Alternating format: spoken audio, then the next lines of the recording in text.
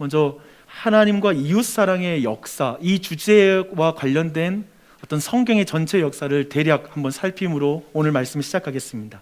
성경은 하나님은 사랑이시니라 라고 이렇게 말씀하고 있습니다. 그리고 그 하나님은 하나님의 형상을 따라 사람을 창조하십니다. 그래서 사람은 분명한 삶을 살아야 되죠. 그것은 사랑하는 삶을 살아야 됩니다. 특별히 하나님을 사랑하고 이웃을 사랑하는 삶, 그것이 하나님이 인간을 지을 때 디자인한 그런 삶입니다. 창세기 2장 23절을 보니까요, 하나님을 사랑하고 사람을 사랑하는 가장 인상적인 장면이 이 말씀에 있습니다. 하나님이 이제 아담에게 취한 그 갈빗대를 가지고 하와를 만드시죠. 그리고 그 하와를 이제 아담에게 이끌었을 때, 그때 아담이 순간 그 하와를 보고 사랑에 푹 빠지게 됩니다. 그러면서 인류 최초의 시를 그가 낭송합니다. 사랑하면 뭐가 되죠? 시인이 된다. 이게 역사적으로 검증된 내용이죠. 이런 시입니다. 이는 내 뼈 중에 뼈, 내 살 중에 살. 굉장히 멋있죠. 아담은 하와를 문자 그대로 자기 자신같이 사랑한 것입니다. 아담이 하와를 자기 자신같이 사랑하는 것은 곧 하와를 만드신 하나님을 사랑하는 것이고요, 하나님을 인정하는 행위예요. 예를 들면 여러분이 좋은 선물을 이렇게 줬을 때 그걸 기뻐할 때 나를 인정해 주는 거잖아요. 동일합니다. 그러나 뱀의 유혹으로 사람은 하나님보다 자기 자신을 더 사랑하기로 결정합니다. 자기 자신을 가장 사랑한 사람은 이제 하나님을 두려워하며 나무 아래에 숨었다라고 성경은 말하고 있죠. 그리고 주님은 그렇게 숨은 아담에게 이렇게 질문합니다.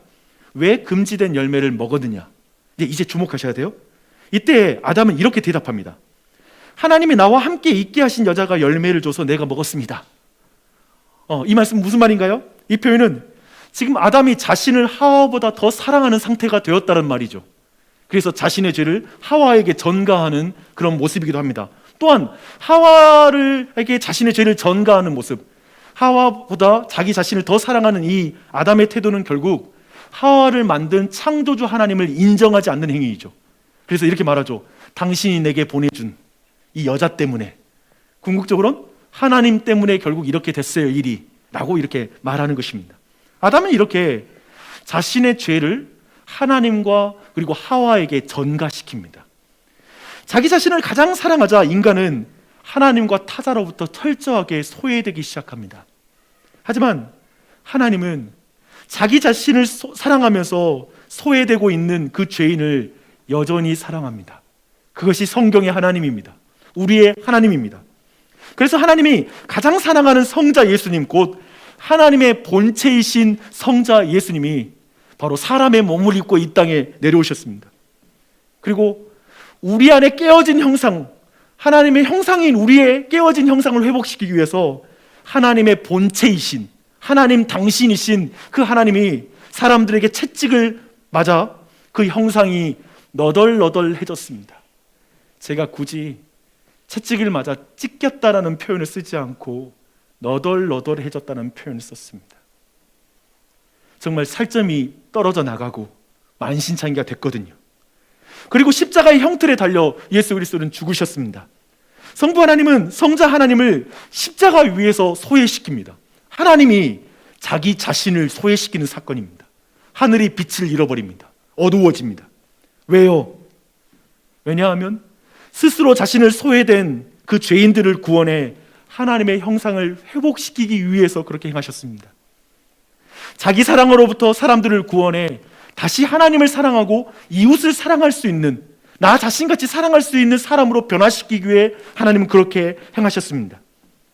사람들 안에 깨어진 하나님의 형상을 회복시키기 위해 하나님의 본체이신 예수님은 그 모든 일을 대신 행하신 것입니다. 왜요? 다시 물어요. 사도 요한이 이렇게 대답합니다. 하나님이 세상을 이처럼 사랑하사 독생자를 주셨으니 이는 저를 믿는 자마다 멸망하지 않고 영생을 얻게 하려 하심이라. 아멘. 여러분은 이 예수님을 믿으십니까? 다르게 한번 질문해 볼게요. 여러분은 이 예수님을 사랑하십니까? 예수님을 구세주로 주인으로 믿는 모든 사람들은, 그리고 그분을 사랑하는 사람들은 이제 예수님을 따르는 제자가 되어서 하나님 사랑과 이웃 사랑을 행할 수 있는 존재가 되었습니다. 우리는 이것을 이 시리즈 설교의 첫 번째 주에 살펴보았습니다. 모든 제자들은 그래서 이제 개인적으로 말씀 묵상과 기도를 통해서 매일 예수님을 만남으로 하나님 사랑을 표현합니다. 또 한편에 모든 그리스도인들은 공동체와 함께 예배를 통해서 하나님을 사랑한다는 걸 표현합니다. 개인 예배와 공동체 예배를 통해서 하나님을 사랑하는 것입니다. 그리고 나서 또한 하나님 사랑은 반드시 타자를 향한 사랑으로 이어집니다. 그래서 첫사람 아담처럼 그리스도의 몸된 교회의 지체들은 서로를 보면서 당신은 내 몸이야, 내 몸같이, 내 자신같이 교회에는 서로를 사랑하게 됩니다. 예수님의 핏값으로 산 그 형제가 내 교우에게 존경합니다. 뒤에 예수님 짤이라고 붙어 있거든요. 그래서 서로를 업신여기지 않고 사람을 낮춰보지 않고 도리어 그 사람을 나보다 낮게 여긴다는 걸 지난 주일에 우리가 살펴봤어요. 교회 안에 그렇게 사랑해야 된다고 우리는 살펴봤습니다. 근데 오늘 우리가 살펴볼 주제는 이제 교회 밖에 있는 타자를 향해 우리는 어떻게 관계해야 될 것인가, 우리는 이 주제를 한번 살펴보도록 하겠습니다.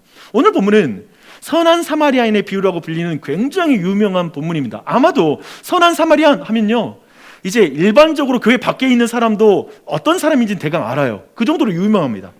한 율법교사가 예수님을 시험하고자 일어서서 질문합니다.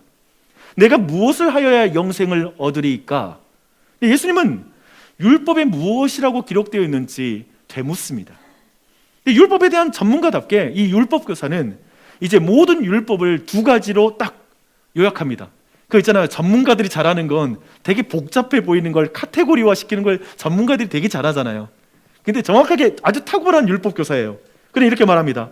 내 마음을 다하며 목숨을 다하며 힘을 다하며 뜻을 다하여 주 너의 하나님을 사랑하고 또한 내 이웃을 내 자신같이 사랑하라 하였나이다. 이 두 가지가 모든 율법의 내용인 것이죠. 예수님은 굉장히 청산유수처럼 이렇게 율법을 딱 읽고 있는, 요약하고 있는 율법교사의 이 자신감 속에서 그 문제를 간파하고 이렇게 말씀하십니다. 내 대답이 옳도다. 이를 행하라. 그러면 살리라. 좀 여러 가지 그냥 의미가 담긴 말인 것 같아요. 그렇죠? 근데 우선 내 말이 옳도다라고 말했잖아요. 그래서 아마도 이 말을 들었을 때 이제 율법 교사가 굉장히 아마 뽕이 들어갔어요. 그래서 더욱더 자기를 옳게 보이려고 말했다고 표현하고 있습니다. 그러니까 지금 나를 옳게 인정해줬어. 그러니까 더 옳게 보이려고 이렇게 질문합니다. 그러면 내 이웃이 누구니까? 라고 질문합니다. 근데 저는 여기에서 첫 번째 되게 좀 이해하기 어려운 장면이 여기였어요. 이거예요. 뭐냐면 이 질문은 옳게 보이려고 한 질문이잖아요. 근데 도대체 내 이웃이 누구니까? 라는 게 옳게 보이는 것과 무슨 상관이 있나? 라는 게 제가 오늘 본문을 풀 때 첫 번째 만나는, 해석해야 되는 어쩌면 가장 어려운 내용이더라고요. 근데 이 질문이 왜 옳게 보이는 질문인지 한번 들어보십시오. 이렇게 말하는 것입니다. 저는 하나님 사랑과 이웃 사랑을, 그 계명을 철저히 지켜왔습니다. 나는 내가 알고 있고 또 내가 이웃이라고 인정하는 모든 이웃들을 향한 하나님의 율법의 말씀을 철저하게 지켰습니다. 내가 더 사랑해야 될 이웃이 있습니까? 한번 말씀해 주시죠. 내가 그 사람도 사랑해서 내가 율법을 지킴으로 영생을 얻고 싶습니다. 말해보세요. 내 이웃 누굽니까? 그렇죠? 자기를 더 옳게 여기려고 이 질문을 하고 있잖아요. 이런 맥락에서 우리는 말씀을 이해할 수 있습니다. 율법교사는 정말 자신감, 요즘 뿜뿜 그러잖아요. 그렇죠? 자신감이 어마어마해요. 그렇죠? 내 이웃이 누구니까? 라는 이 질문에 예수님은 뭐라고 대답하죠? 전체 비유를 말하지만 사실은 이렇게 말할 수도 있었을 것 같아요. 내 이웃은 사마리아인이야. 라는 이런 비유의 내용입니다. 근데 사실 오늘 본문을 보면 내 이웃은 사마리아인이라고 직접 말씀하지 않습니다. 대신 굉장히 잘 짜여진 비유를 말씀하세요. 예리해요. 왜 그런 것일까라는 생각을 해봤어요. 그래서 제가 한번 이렇게 이 잘 짜여진 질문 말고 바로 사마리아인이라고 말했다라면 어떻게 됐을까를 한번 생각해봤어요. 이렇게 말하는 거죠. 한 사마리아인이 이제 예루살렘에서 여리고로 가는 길을 가다가 도둑을 만나서 모든 걸 빼앗기고 거반 죽게 되었다. 죽어가고 있는 상황이야. 유대인인 너는 어떻게 할래? 너는 그를 이웃으로 받아들일래? 이렇게 만약에 이 비유를 그렇게 끌어갔다면 율법교사는 어떻게 반응했을까요? 이런 질문인 것이죠. 한번 여러분 좀 생각해 보시고요. 하지만 이 질문에 좀 더 우리가 분명하게 정확하게 대답하려면 사실은 이 사마리아인과 유대인들의 관계를 좀 더 이해할 필요가 있습니다. 이 사마리아인들은 북이스라엘이 멸망한 이후에 아수르에 의해서 강제 이주를 한 그런 이방 민족과 그리고 북이스라엘의 원주민이 섞여서 태어난 민족이 바로 사마리아인이었습니다. 혼혈인인 것이죠. 그런 의미에서 이들은 혈통의 순수성 그리고 신앙의 순수성이 완전히 깨어진 상실한 유대인 동족이라고 말할 수가 있습니다. 근데 예수님 당시에 유대인들이 바로 이 사마리아인들을 굉장히 멸시했습니다. 그래서 그들과는 상종하지도 않았고요. 아예 그들과는 뭐 경제적으로라든지 어떤 교류도 하지 않을 정도로 철저하게 이들과는 담을 쌓고 살았습니다. 어떨까요? 사마리아인들은 그 상황에서 어떻게 그 유대인들을 대했을까요? 당연하죠. 나를 미워하는 사람, 나도 미워하는 거죠. 그래서 사마리아인들도 유대인에 대해 굉장한 반감을 가지고 있었던 상황이었습니다. 여러분, 이런 배경을 감안해 보자고요. 나의 철천지 원수이고요. 나를 적대적으로 대하고 나에 대해서 굉장히 못마땅스러워서 팔짱을 끼고 째려보면서 무시하는 사람인 거예요. 네, 그런 분위기라면 그런 걸 분위기를 감안해서 다시 한번 새롭게 각색한 이 말을 들어보세요. 여러분이 어떻게 느끼는지. 한 사마리아인이 길을 가다가 도둑을 만나서 거반 죽게 되었습니다. 그렇게 버려졌어요. 유대인 당신은 어떻게 하겠습니까? 그를 당신의 이웃으로 받아들여서 도와주겠습니까? 율법교사는 어떻게 답했을까요? 이렇게 답했을 거예요. 예수 선생님, 저 사마리아인들은 내가 그렇게 되면 도와줄까요? 그들이 우리를 얼마나 미워하고 혐오하는지 알면서도 그렇게 말하는 겁니까? 저는 부정한 그들의 땅을 밟는 것도 싫습니다. 하지만 사실 제가 그들의 땅을 밟기 싫은 이유, 그들의 땅을 밟아서 갈릴리에 가지 않는 이유는 뭐냐면 그 땅을 지날 때 수많은 유대인들이 사마리아인의 공격을 받았고 때로는 죽는 일도 일어났습니다. 그들은 우리를 미워하는 적이에요. 그들은 우리의 이웃이 아니에요. 저 사마리아인을 도와주라고요? 아니요. 저는 그가 죽도록 내버려 둘 것입니다. 그는 내 이웃이 아니기 때문에 그렇습니다. 충분히 이렇게 반응했을 것입니다. 근데 예수님은 지금 이 비유를 하는데 굉장히 잘 짜여진 비유를 했다고 했는데요.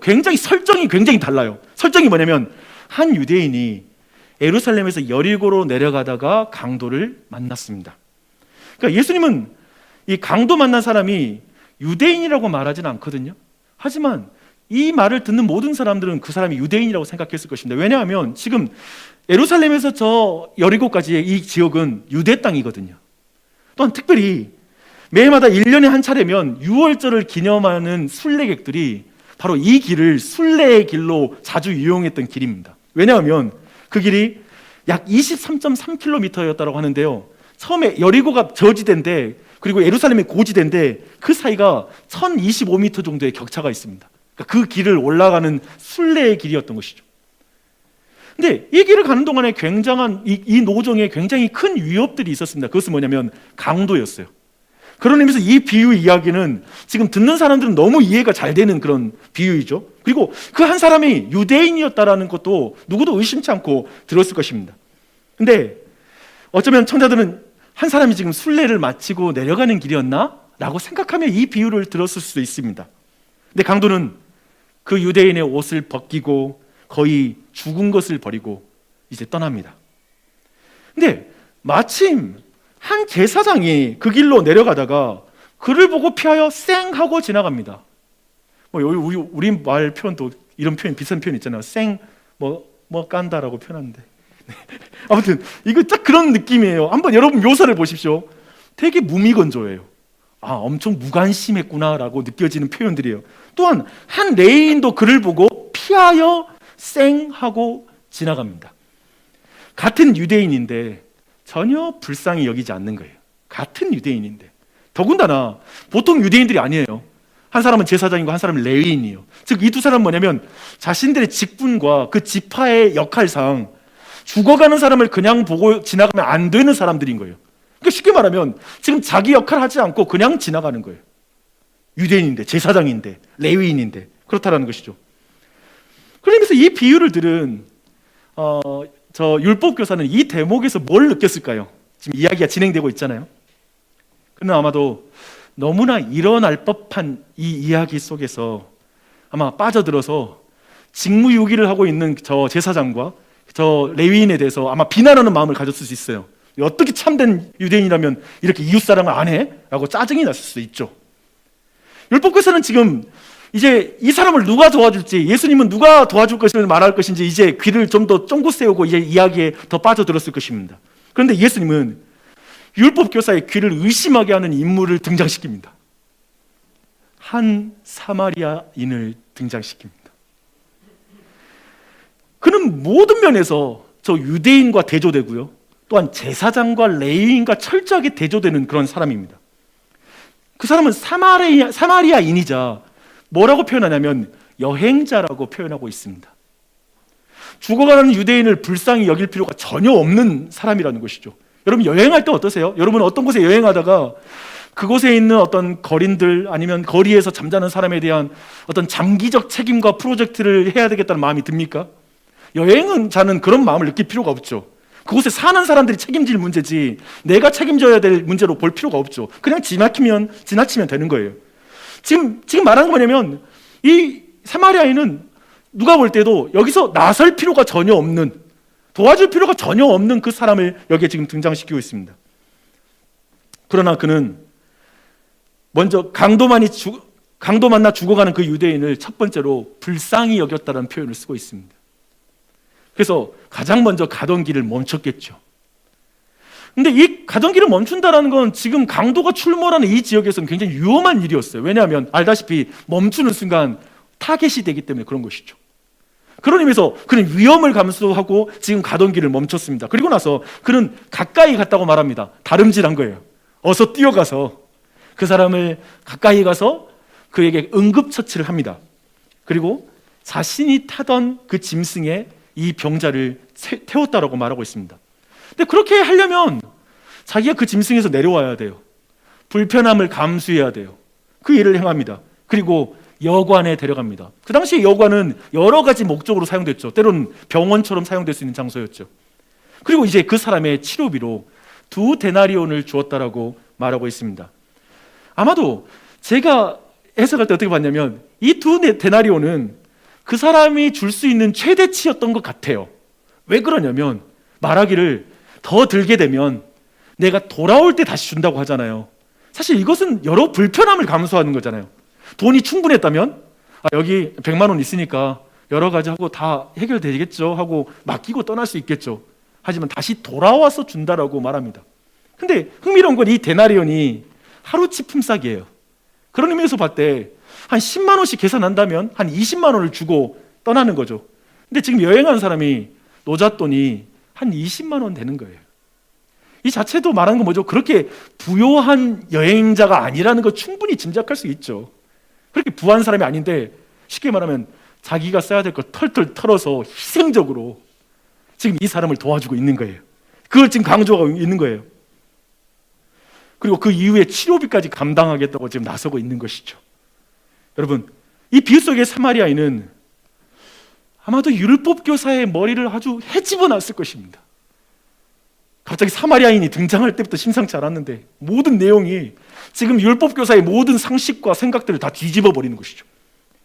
예수님은 지금 율법교사를 어떤 면에서 코너로 몰아넣고 이제 마지막으로 카운터 펀치와 같은 질문을 날립니다. 그 질문은 이것입니다.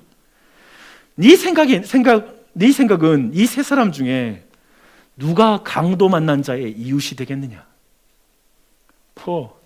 어때요? 예수님이 하시는 말씀은 분명하죠. 너 아까 나한테 내 이웃이 누구냐고 물었지? 한번 네 입으로 한번 대답해봐.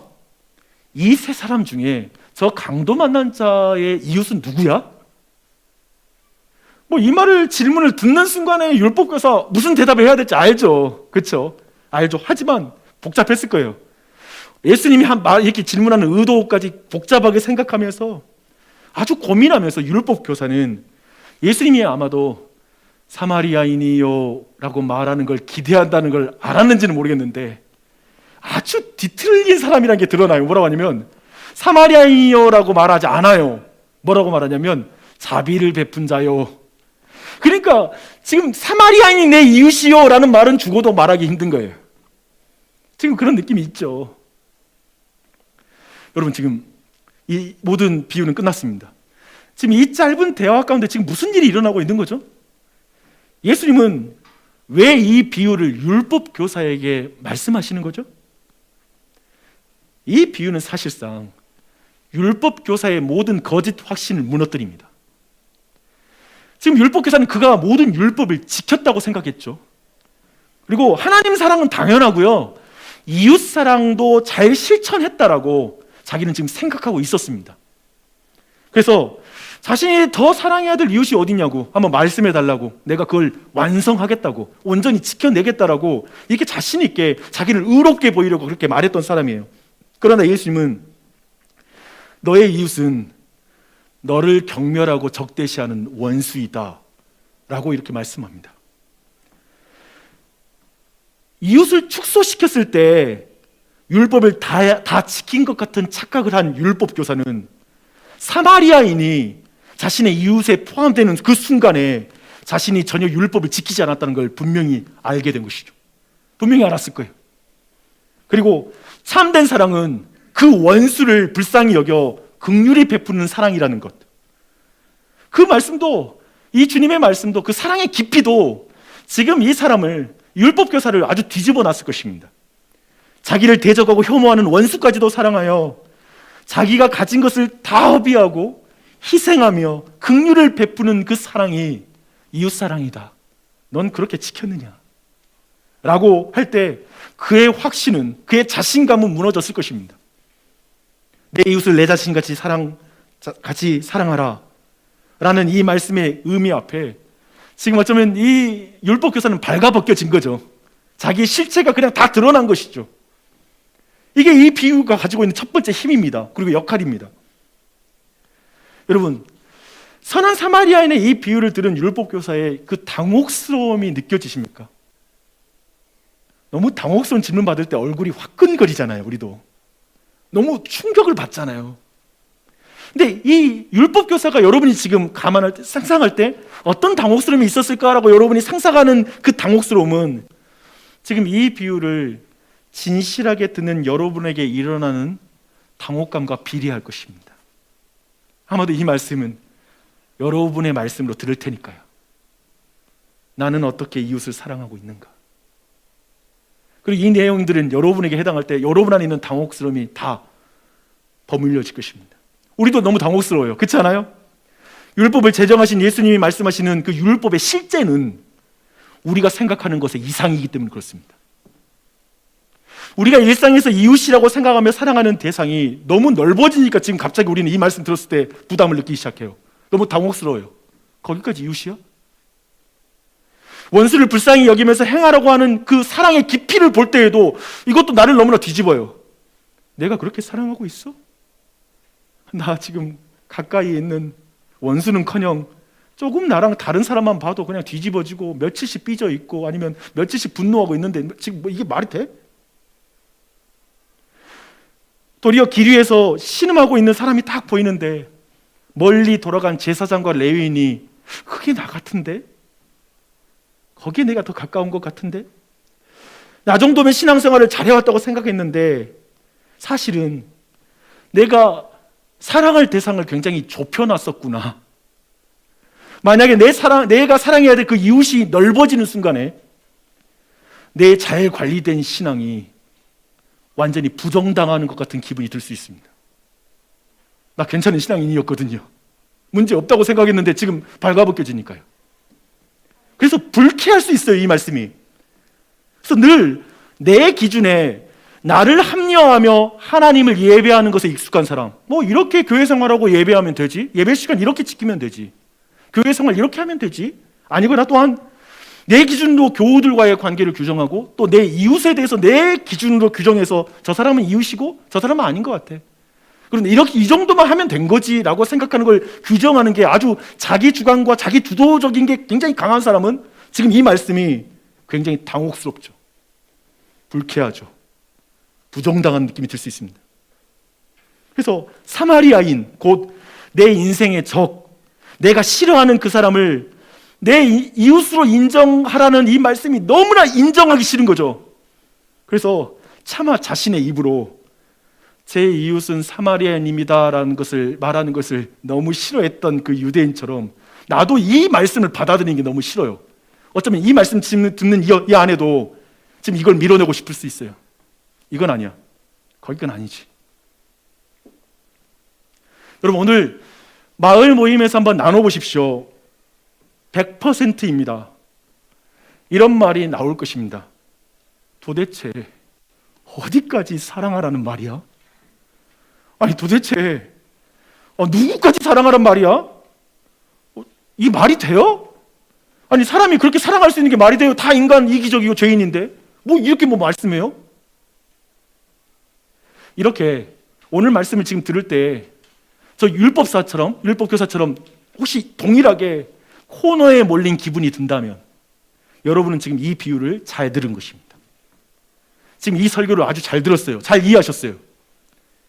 그런데 이제 그 자리에서 한 번 더 예수님의 카운터 펀치를 맞을 차례가 있습니다. 아직도 예수님이 여기서 코너에 몰아놓고 아직도 또 한 방을 남겨놨어요. 예수님이 율법 교사와 우리에게 이렇게 말씀하십니다. 예수께서 이르시되 가서 너도 이와 같이 하라.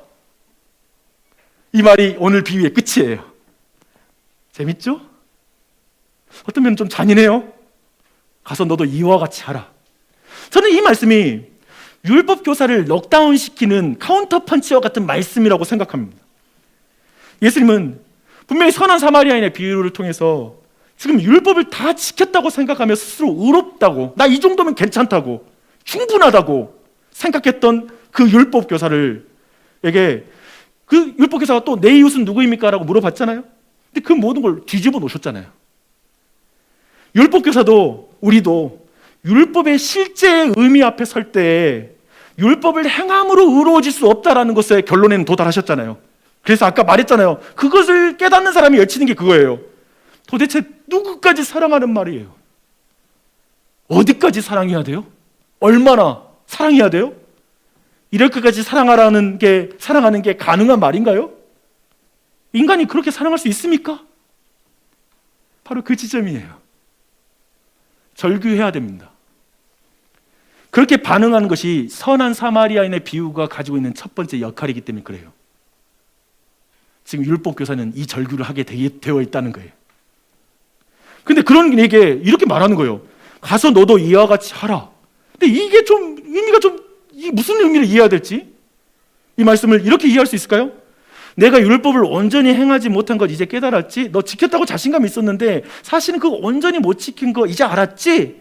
그러니까 이제 온전히 너 율법 지켜. 선한 사마리안처럼 원수를 말로만 사랑하지 말고 실제적인 희생과 긍휼로 너 이제 사랑해라. 그러면 너 영생 얻을 거야. 이제 돌아가. 이제 사마리안처럼 살아. 이렇게 말한 것일까요? 저는 그렇지 않다고 보는 거예요. 왜냐하면 이 비유가 그런 걸 가리키려고 애초에 했던 것이 아니니까. 도리어 약간 다른 의미를 가지고 있는 거 아닌가. 그러면서 이렇게 이해할 수 있을 것 같아요. 이렇게 들릴 수 있을 것 같아요. 보십시오. 너는 아직도 이 선한 사마리아인의 비유를 듣고 나서도 여전히 너는 율법을 행하여 의로워질 수 있다고 생각하니? 너 아직도 하나님과 이웃을 네가 온전히 사랑할 수 있다고 생각하니?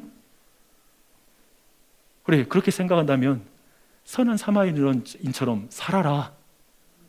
그렇게 살아. 그러면 영생 얻을 거야. 이렇게도 들을 수 있겠죠. 우리는 성경과 예수님의 가르침 어디에도 죄인이 율법을 온전히 지켜서 의로워진다는 것을 성경 전체가 지지하지 않는 걸 알고 있어요. 그래서 우리는 이 구절을 그렇게 의심할 수 없어요. 그렇다면 가서 너도 이와 같이 하라라는 이 말씀은 이제 내가 율법을 온전히 지켰고 지켜서 의로워지려는 그 링 위에서 내려와라. 그렇게 살 수 없다. 라는 카운터 펀치가 맞습니다. 이제 이 선한 사마리아인의 이 비유, 우리에게 이웃사랑을 온전히 실천해서 영생을 얻으라는 비유가 아닌 것을 확인하게 됩니다.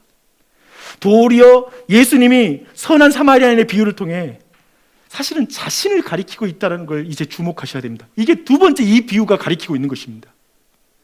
오늘 말씀으로 인해 절규하고 계셨던 분 계시라면, 그래서 오늘 어쩌면 마을 모임에서 한마디 한번 외치고 싶었던 분이 계시다면 이제 이 비유가 가리키는 예수님을 주목하십시오. 진짜 중요한 하이라이트로 갑니다.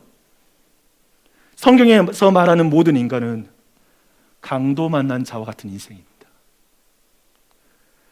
여러분과 저는 돈을 넘어서 영혼을 도둑질하는, 죽이고 그리고 영혼을 멸망시키는 마귀의 유혹에 넘어가 철저하게 유린당했던 경험이 있습니다. 그런데 이 세상 모두가 그렇게 살아가는데 아무도 서로를 사랑해 주지 않아요. 나를 참으로 돌봐주는 이웃을 찾을 수가 없습니다. 돈을 도둑질하는, 도둑을 막아주는 정보를 서로 공유하는 주변의 사람들은 많을 것입니다. 비트코인이든지 증권이든지 여러 가지를 나누는 사람이 있을지 모르지만 여러분의 영혼을 도둑질하는 그 강도에 대해서 말하는 사람은 없을 것이고, 그렇게 강도 만나서 내 영혼이 털털 털리고 죄 가운데 무너지고 정말 내가 영적으로 침체되는 것을 밖으로 나가보십시오. 그걸 말하는 사람은 한 명도 없습니다. 아무도 나의 진정한 내면의 갈급함과 내 내면의 망가짐과 상처를 만져주는 사람은 없을 것입니다. 심지어 하나님의 백성이라고 일컫는 자들, 왕 같은 제사장들도 인생의 길 위에서 어떤 고난을 당하는 사람을 보고 그냥 멀리서 지나가는 일이 태반으로 벌어집니다. 어떤가요? 여러분은 어떻게 세상에 있는 사람들을 보고 있나요? 뭐가 그리 바쁜 것인지 우리 또한도, 교회 또한도 참 주변에 있는 사람을 보지 못하고 걸어갑니다. 자기 길을 걸어가요. 때로는 불쌍히 여기는 마음이 제사장이가 없는 거예요. 형제를 봐도 제사장의 마음이 없는 거예요. 영적인 지도자들마저도 철저히 자기를 너무 사랑하기 때문에 다른 사람의 감정이 안 보이는 거예요. 내 감정을 너무 중요하다고 생각하니까 다른 사람의 감정을 신경 쓸 수가 없어요. 소시오패스는 갈수록 늘어나가시고 사이코패스도 늘어가는 거예요. 왜냐하면 자기 사랑에 몰입돼 있으니까, 자기 감정만을 생각하니까.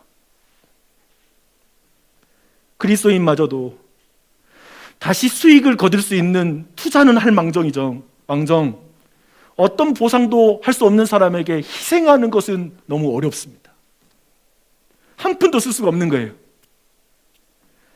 그런 가치 없는 사람에게 시간을 쓰고 싶지가 않은 거예요. 대부분의 우리의 관계는 내가 이렇게 시간을 쓰면 다시 돌려줄 수 있는 사람들과만 관계를 맺죠.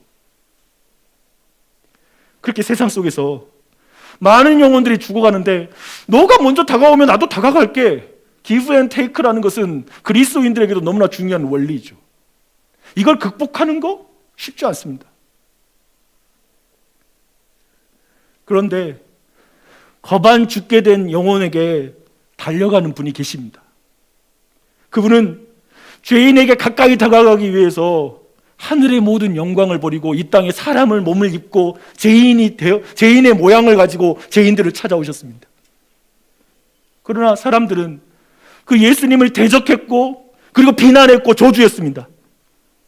한마디로 예수님을 원수로 여겼습니다. 근데 그렇게 원수로 여기는 이들을 위해 예수님은 자신이 가진 모든 것을 주셨습니다. 2데나리온 정도가 아니라 그분은 자신의 생명까지, 살과 피와 모든 걸 내어주셨습니다. 그가 주실 수 있는 모든 것, 생명을 내어주셨습니다.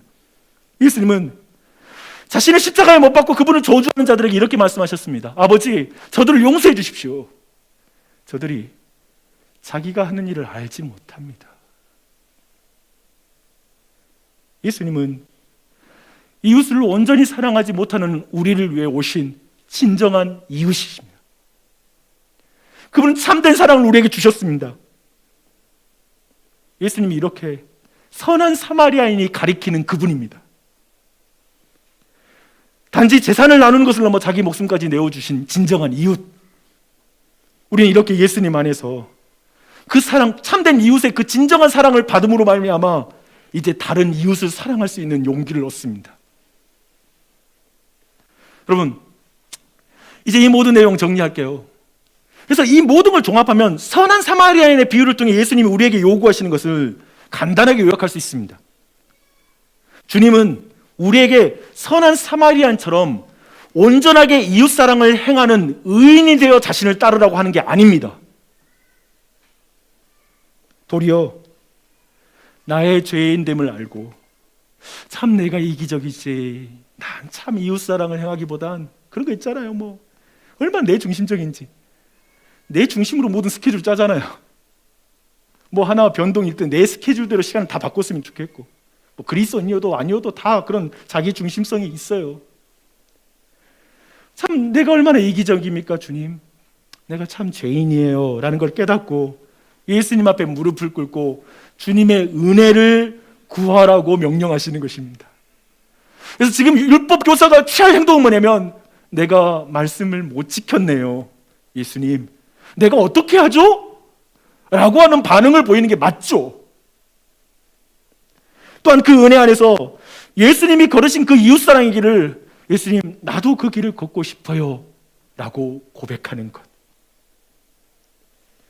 자신이 예수님의 이웃에 속한 그 원수였음을 알 때, 내가 사실은 예수님의 원수였다는 걸 알 때 그리스도인들에게는 이 말이 멈춰질 거예요. 도대체 누구까지 사랑해야 돼요? 내가 오늘 말씀 어려웠어. 도대체 누구까지 사랑하라는 거야? 그 원수요, 그 사람이 날 생각이나 해요, 그 사람한테 내가 뭘 안 들, 그 사람이 반응해요, 나 그 사람 너무 싫어요, 너무 힘들어요. 원수가 있어봐야 공감할 텐데, 그렇죠? 근데 그 말이 멈추는 유일한 방법은 내가 그리스도의 원수였고 원수된 나를 그리스도께서 나를 사랑하셨다는 사실을 깨닫는 것만이 그 말을 멈추는 길이에요. 자신을 위해 예수님이 보혈을 흘려주셨음을 알 때 도대체 어디까지 내가 사랑해야 해요? 라는 말을 멈출 수 있다고요.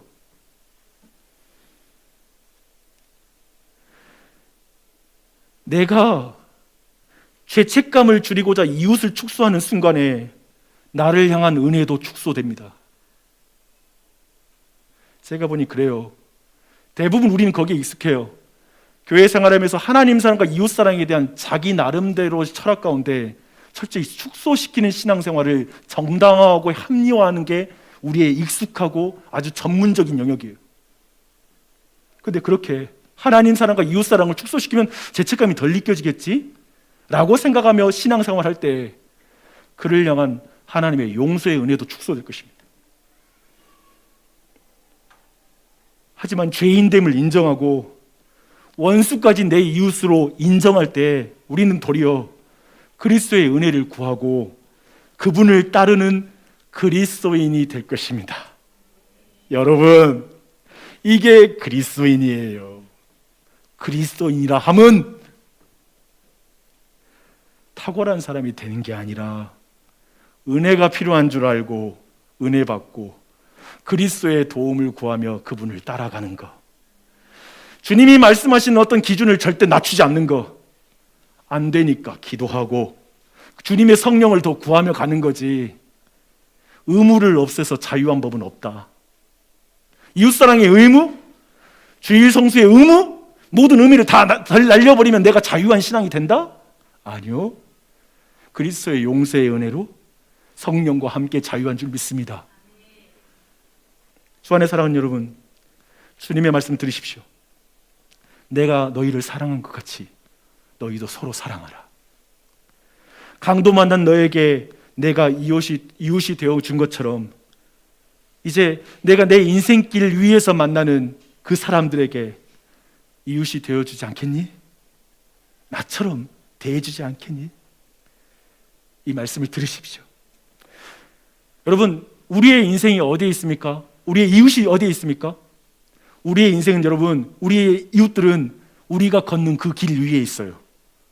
매일 우리의 인생길에서 만나는 그 사람, 그 사람이 이웃입니다. 어쩌면 때로는 그들의 겉모양은 여러분보다 더 좋은 집, 좋은 차, 좋은 학벌이라는 옷을 입고 있을지 몰라요. 그러니까 내가 저 사람 도움이 될까? 저 사람에게는 복음이 필요할까? 내가 저 사람을 어떻게 사랑하는 게 저 사람이 필요할까? 라고 생각될지 몰라요. 또 때로는 그 사람이 너무 자신감이 있는 거야.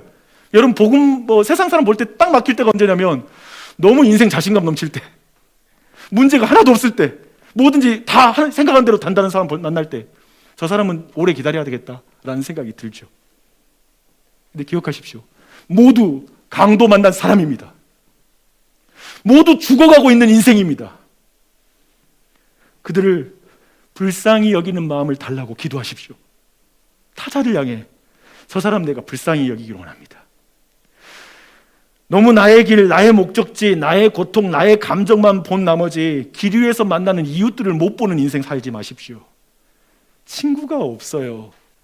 그리스도인은 그 길 위에서 친구를 만나셔야 됩니다. 이웃을 만나는 것입니다.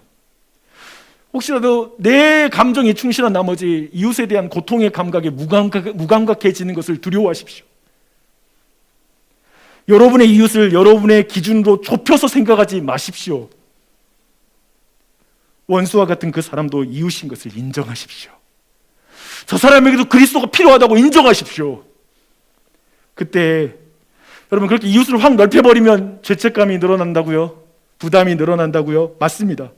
그런데 그리스도인은 이웃을 줄여서 가벼운 인생이 되는 것이 아니라 예수님의 은혜와 용서, 성령님으로 모든 짐을 넉넉히 지게 됨으로 가벼워지는 것입니다. 제가 볼 때 이 부분이 오늘날 현대 그리스도인들이, 그리고 많은 그리스도인들이 이 지점이 엉클어져 있습니다. 특별히 사람들 만날 때 투자하지 마시고 희생하는 법을 보여주신 예수님을 따라가십시오. 내가 도와줘도 다시 받을 수 없을 것 같은 사람을 꼭 만드십시오. 제가 사실은요, 여러분 이식할지 모르겠는데 제가 왜 냉채 사역을 정말 중요하게 생각하는데요, 왜 그걸 중요하게 여긴지 아세요? 그걸 줘서 전도하겠다는 마음이 없어요. 물론 그분들이 구원받았으면 좋겠다는 마음은 가져요. 하지만 우리 교회가 그냥 아무런 조건 없이 퍼줄 수 있는 그런 재정 씀씀이를 우리가 뭘 하고 있나?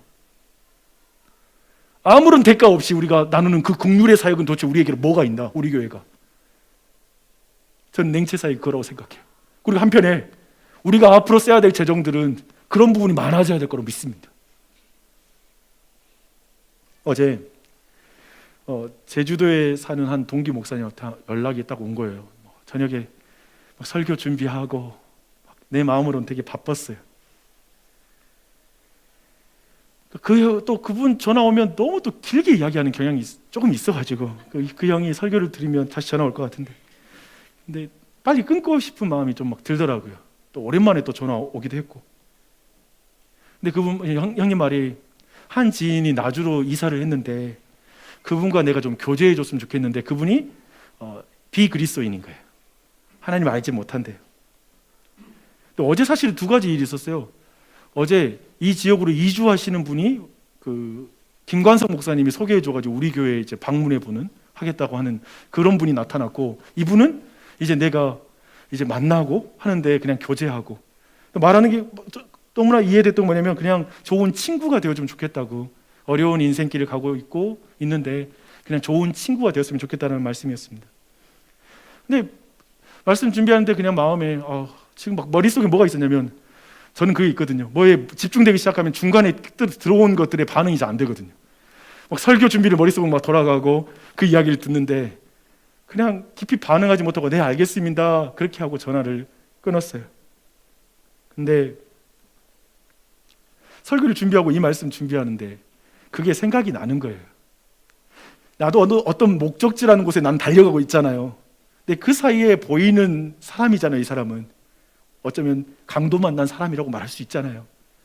근데 거기에 대해 불쌍히 여기는 마음이 내 안에 있었나라는 생각이 드는 거예요. 사실 그 전화를 통화를 내가 좀 더 진심으로 받고, 그래요, 내가 또 함께 해야 되겠다는 마음이라고 이야기 나누면서 준비해도 되는데, 나 설교 준비해야 되니까, 나 지금 우리 교회 더 많은 영혼들을 위해서 설교 준비해야 되니까 그건 조금 더 놔두고 내일 모레 그냥 이야기 전화했으면 좋을 때 왜 이렇게 바쁜 시간에 전화를 해? 오늘 그분께 전화 드리려고요. 그리고 그분과 우리에게 전도라는 목적이 아니라 그냥 그 사람의 친구가 되자. 아무것도 다시 받지 못해도 내 시간 쓰자. 저도 시간이 되게 귀한 사람이잖아요. 그리고 그분하고 밥도 사주고 이야기 좀 나눴으면 좋겠다 라는 그런 생각을 했습니다. 참 목사라는 게 말과 혀로만 사랑할 때가 많죠.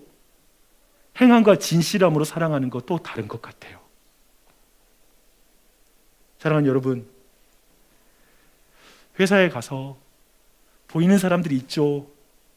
때로는 힘들어하는 사람도 있어요. 잘 보십시오.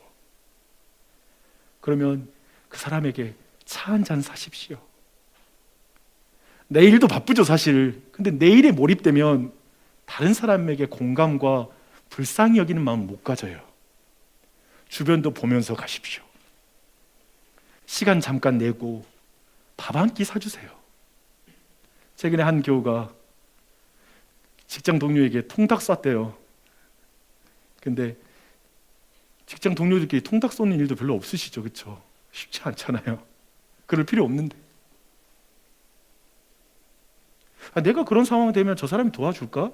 내가 그런 어려운 일을 저 사람이 나한테 그러면 해줄까? 라는 걸 계산하고 해주고 말고를 결정하는 게 아니라 내가 먼저 가는 거지. 그래서 말하는 것이죠. 사경회 때 들은 그 비유가 잊혀지지를 않습니다.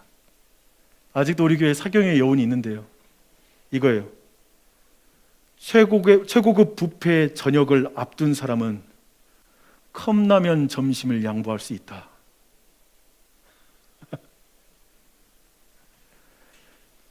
내가 최고의 이웃인 예수 그리스도의 사랑을 받았으니 내 이웃을 내가 사랑할 수 있다.